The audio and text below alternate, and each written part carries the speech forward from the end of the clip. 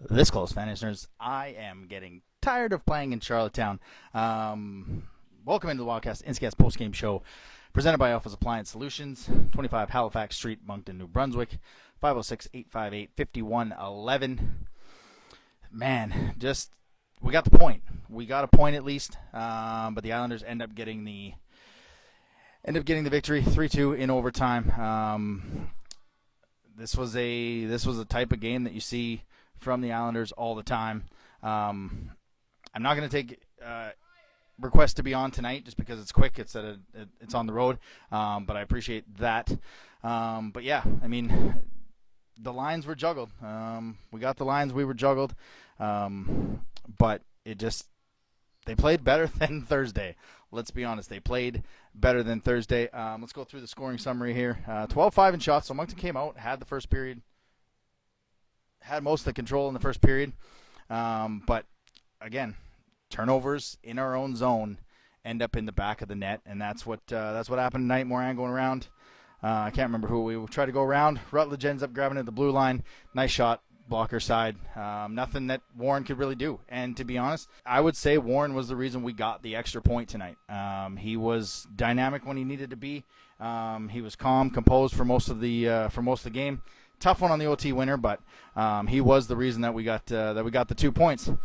After one, it was 1-0 for the Islanders. Hopefully you guys can hear me over the Zamboni, so I'm going to make this a little bit quicker. But coming out in the second period, we came out in the second, or was it the third? Third, okay. So we came out in the second period. I mean, Warren, again, back-to-back saves with a toe, keeping it 1-0, keeping us in the game.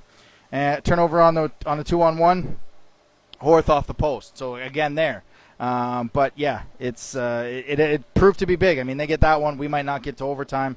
And then Trenholm, he'll probably tell his kids it was a snipe, but it was one of those greasy ones in front of the net that you end up needing to get back into the game, and it kind of energized Moncton.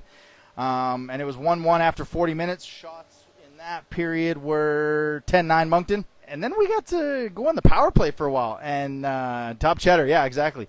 And then we got to go on the power play. And we had a power play to end the second period.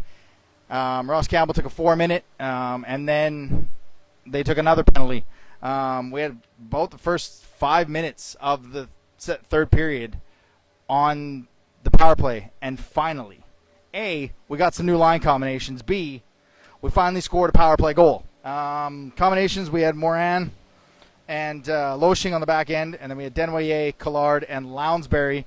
They tried to have Moran Loshing on the other side, kind of tried to move him around a few times. And then on the second power play unit, they brought out Boutin and Grenier, Mueller, Trenholm, and 26 is Sumpf, yeah. Learning the numbers. Brought those up in the second power play, but you give us 5 power plays, eventually we're going to get one. We finally get one on the first goal in the third period to give us the 2-1 lead. Forte Jondron from the top of the slot in the Loshing spot.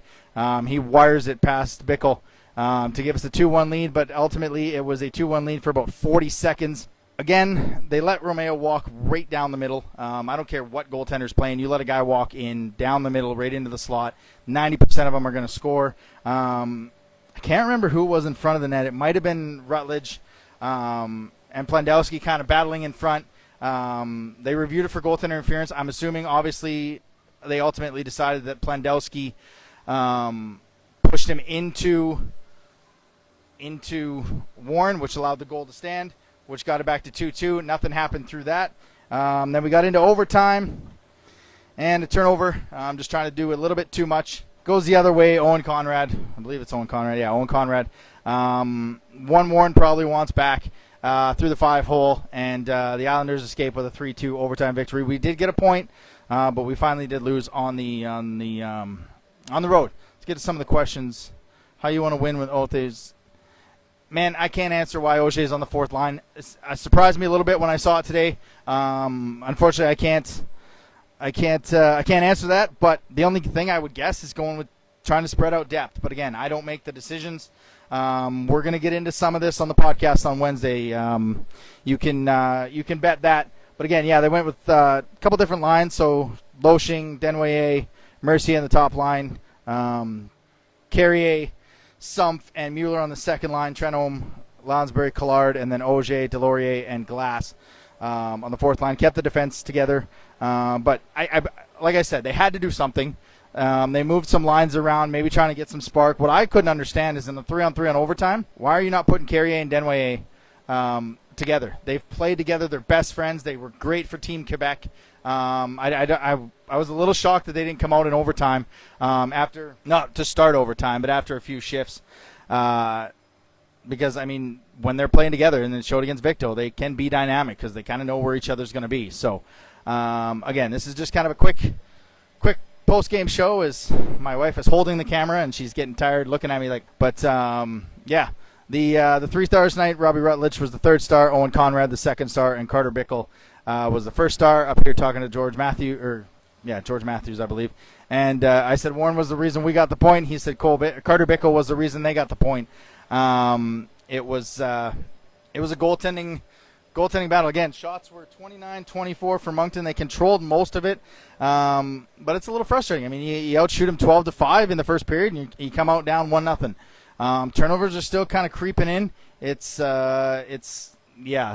gonna definitely get to some of these things Wednesday when you guys listen to the show. Again, I'm making it a quick one because we're on the road and they're doing the ice, and we may be the only ones left in the building. So, again, thanks for joining me on the post-game show presented by Appliance Solutions. Don't forget, I am not at the game tomorrow. Jeremy, I don't believe, is at the game tomorrow, so there will be no post-game show, and there will be no interview after the game. We need 2 points. This is when we need 2 points out of this weekend. We cannot come out of this 3 out of 4 set with 1 point. Charlottetown's now past us. I believe Cape Breton's now past us. So we're going to need some points out of this one against Bathurst, especially there on their back-to-back. Steinman will be in tomorrow. We'll see what kind of long combinations we get. I would assume we'll get kind of the same ones. Maybe we'll see OJ up because I know a lot of people are asking that. But again, I don't make the decisions. I just write it down and put it online. So again, the Wildcats go down 3-2. I will go quickly around the queue for scores as most of the games are over. Fun fact: so we lose 11-1 to Drummondville. They lose 5-4 in a shootout or in overtime to Charlottetown.